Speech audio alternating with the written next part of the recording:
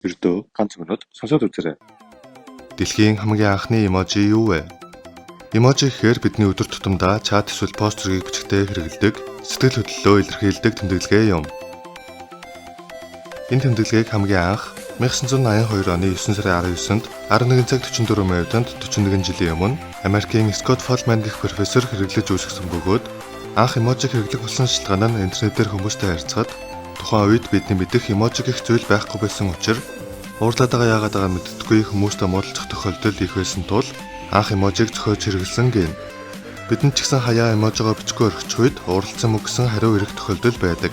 Тэгээд 1982 оноос хүмүүс онлайн орчинд эможиг идэвхтэй хэрэглэж, чат эсвэл пост бичгтээ сэтгэл хөдлөлөө илэрхийлж энэ тэмдэглэгийг хэрэглэсээр эможи гэх зүйл хөгжсөөр The Emoji Movie гэх кино хүртэл гарсан байдаг. Харин таны хэрэглэх дуртай эможи юу вэ? Коммент хийсэх төлдөгөөрэй.